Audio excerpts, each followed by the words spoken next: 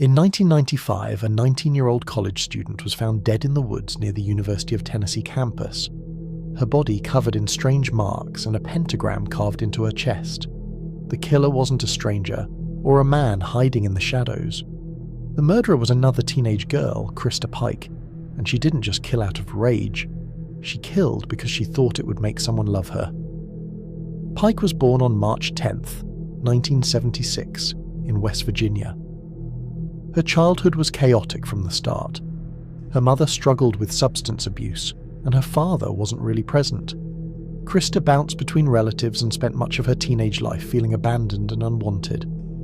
By 18, she joined a government program called the Job Corps, a vocational training center meant to help troubled youth get a second chance. Christa was sent to the Knoxville campus, where she trained in food services. That's where she met a man who would soon consume her world, a fellow trainee named Taddarel Shipp.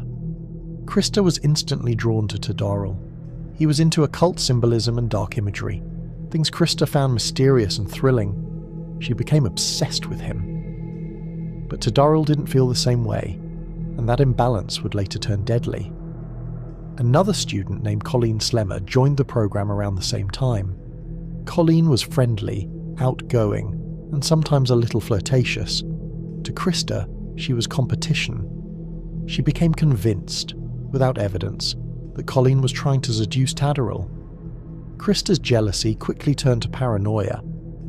She started telling others that Colleen was messing with her man, and that she planned to teach her a lesson. People who heard her say that didn't take it seriously. Christa was known for being dramatic, but she meant every word.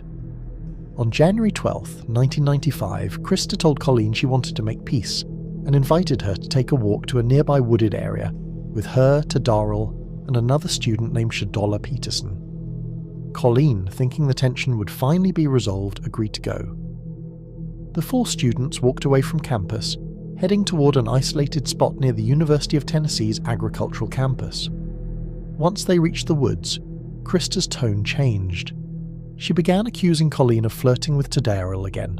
Colleen denied it, but Christa wasn't listening. Over the next 30 minutes, what started as an argument turned into a brutal assault. Christa and Taddarel attacked Colleen, hitting her, kicking her, and taunting her. Colleen tried to run but couldn't get far. Christa picked up a piece of asphalt and smashed it against her head. Witnesses later said Christa bragged about hearing the bones crack. Taddarel stood by and occasionally helped her. When it was over, Christa carved a pentagram into Colleen's chest. Before leaving, she took a piece of Colleen's skull as a souvenir. The group returned to campus, acting like nothing happened. Christa told people she'd done something crazy, but most brushed it off as another one of her attention-seeking stories. The next day, a jogger discovered Colleen's body. Police arrived quickly and realized this wasn't a random killing. The scene was ritualistic, deliberate, and filled with rage. News spread fast on campus and rumors started flying. Several students told investigators that Christa had been openly talking about hurting Colleen days before her death. One student even mentioned seeing her with a piece of bone that she claimed was from the girl she killed. Detectives soon learned about the tension between Christa and Colleen and decided to question Christa, Taddarel, and Shadola. The moment investigators began pressing them, Shadola broke down and confessed. She told them everything: the jealousy, the fight, and the killing in the woods. When police confronted Christa, she didn't try to deny it. In fact, she bragged about it.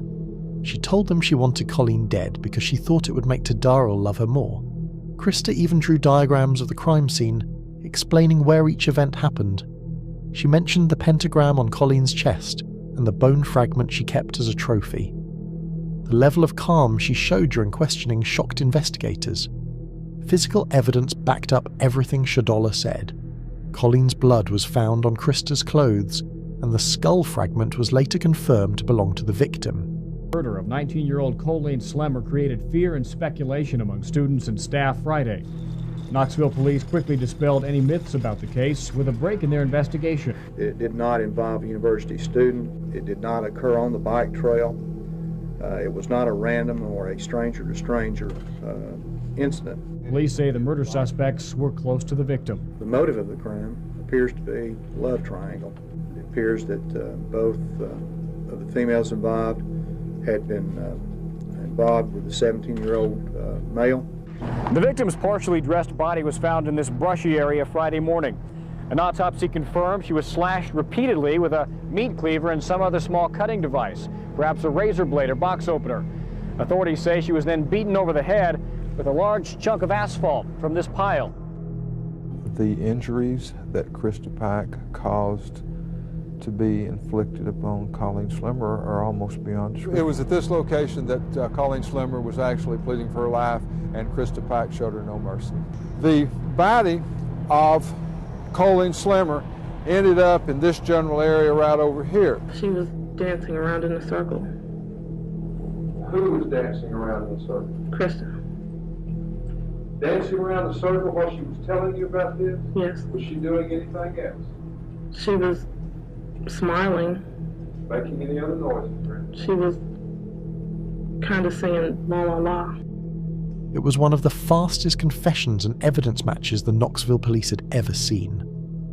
Christa Pike was charged with capital murder. Tadoril Shipp, who was 17 at the time, was charged as an accomplice. Shadola received immunity for her cooperation. In 1996, Christa's trial began, and prosecutors portrayed her as manipulative and obsessed with control. The jury took less than 3 hours to find her guilty and sentence her to death. Her to custody of the warden at the Tennessee Prison and further, on the 12th day of January 1997, your body shall be subjected to shock by sufficient current of electricity. May God have mercy upon you. Mr. Bates,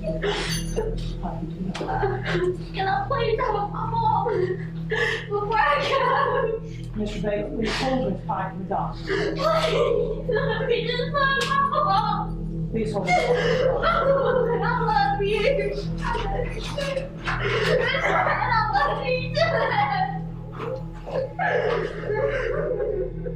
Making her the youngest woman on death row in the United States at the time, Tadoril was sentenced to life in prison with the possibility of parole after 25 years.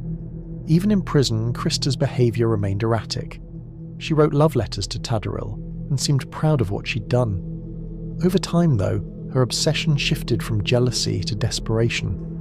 In 2001, Christa tried to escape from prison, using smuggled tools and outside assistance from a former inmate named Justin Heflin. The plan fell apart before it began. Authorities intercepted communications and stopped the escape. After that, Christa was placed under tighter supervision. She spent years appealing her sentence, but every appeal was denied. Her case continued to draw attention as one of Tennessee's most disturbing examples of teenage violence, a mix of jealousy, obsession, and misplaced desire for affection that led to pure cruelty. To this day, Christa Pike remains on death row, still the youngest woman ever sentenced to death in Tennessee's history. They think we might hide something in there. Well, breakfast is at about 6:30. Then I get up when it's time to go outside and exercise. Come back in and go to the shower. Come back, and I'm in here for the rest of the day until I go outside tomorrow. Nobody that's going to take me out of this prison and send me to Disneyland to live.